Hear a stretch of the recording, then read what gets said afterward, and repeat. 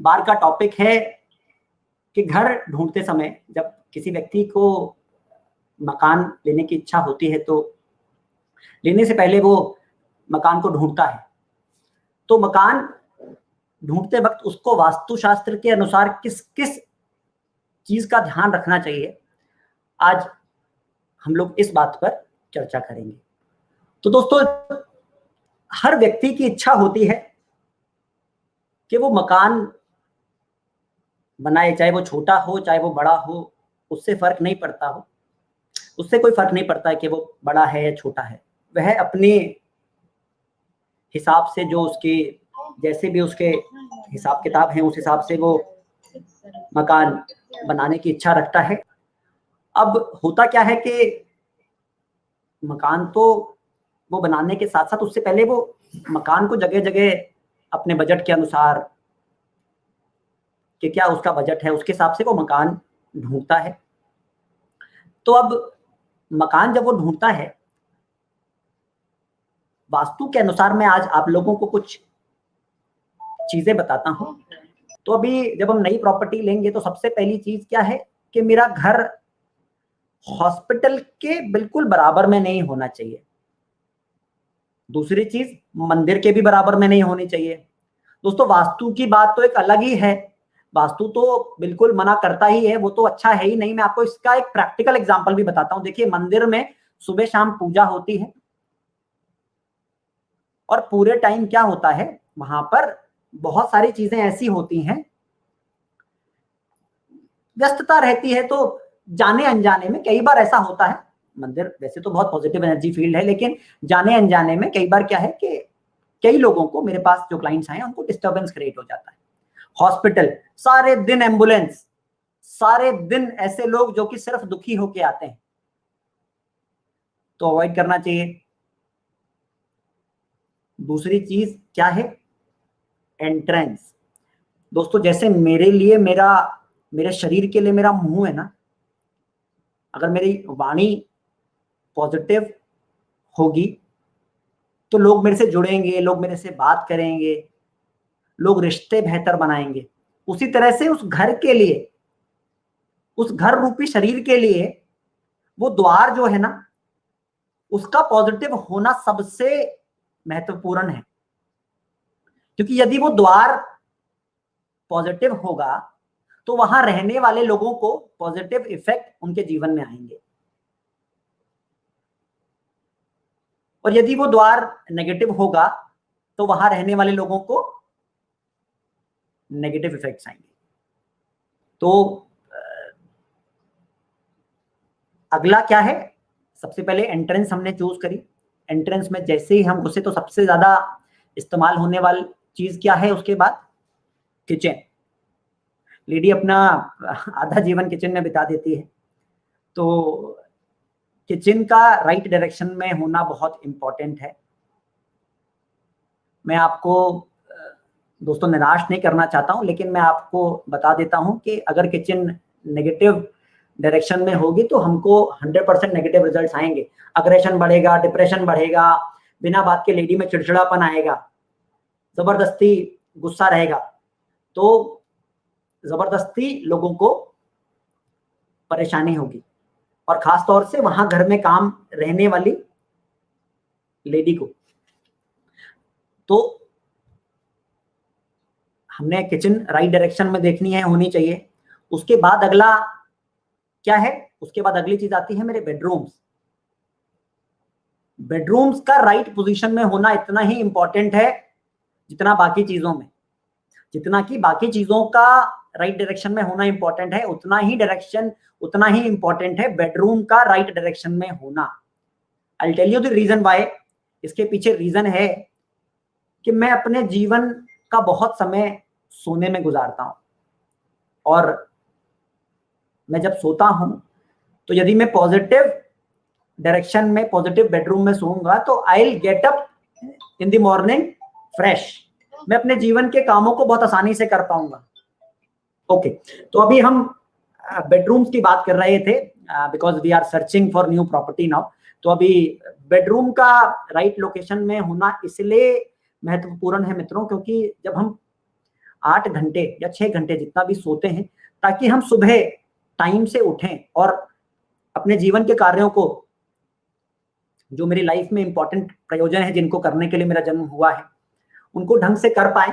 इसके लिए बेडरूम की फंक्शनिंग, बेडरूम का जो काम है वो क्या है, मेरे को आराम के साथ साथ मेरे को फ्रेश फील कराए। अगर वही बेडरूम साउथ ईस्ट डायरेक्शन में, एग्जांपल मैं ले लेता हूं आप लोगों से, अगर आ जाएगा तो वहां पर व्यक्ति को बिना बात के चिड़चिड़ापन और गुस्से का स्वभाव रहेगा। बेडरूम यदि उत्तर पश्चिम में आ जाएगा तो वो व्यक्ति पूरे टाइम सपोर्ट करेगा, चाहे उसको सपोर्ट मिले ना मिले, he will be very supportive in life. North east में बेडरूम कभी नहीं होना चाहिए मित्रों। सो we'll अवॉइड बेडरूम इन नॉर्थ ईस्ट डायरेक्शन।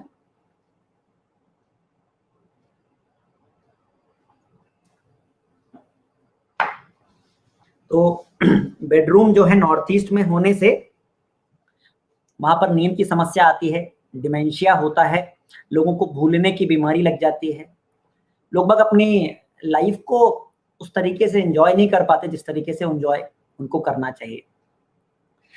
तो बेडरूम के बाद आता है टॉयलेट्स का नंबर।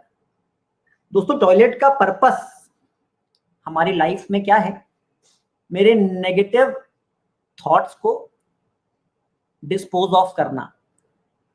तो यदि वो पॉजिटिव डायरेक्शन में टॉयलेट्स बने होंगे तो वो मेरे पॉजिटिव थॉट्स को डिस्पोज ऑफ कर देंगे, फ्लश कर देंगे। क्यों? क्योंकि मैं फ्लश तो खुद ही करता हूं रोज उसको। तो जैसे मैं आपको हमेशा बताता हूं, मेरा घर मेरा ही एक्सटेंशन है और उस एक्सटेंशन के में होने वाली सारी चीजें मेरे सबकॉन्शियस पर असर करती हैं। तो चीजों का राइट डायरेक्शन में प्लेसमेंट होना is very necessary and very important. तो यदि हम लोग ये ध्यान रखेंगे कि toilets are in the right location and are properly placed. देखिए, अभी क्या है कि मैं पिछले 9-10 सालों से ये काम कर रहा हूं, तो मैक्सिमम सवाल लोगों के ये रहते हैं कि सर मैं वहां बैठ गया तो मैंने अपना फेसिंग ऐसे कर लिया, सर क्या वो टॉयलेट का असर नहीं आएगा, क्या वो ये नहीं होगा। मित्रों, मैं एक बात पूछता हूँ, गोली आ रही है सामने से, यहां लगनी है, अब मैं अगर पीट करके बैठूंगा तो लगेगी नहीं क्या? तकलीफ तो होगी ना। तो टॉयलेट की positioning is the first most important, then comes the facing, कि हम वहां बैठ के किधर देख रहे हैं। 10 मिनट वॉशरूम में लगाता है आदमी, अब वहां भी फेसिंग देखेंगे तो कैसे काम करेंगे?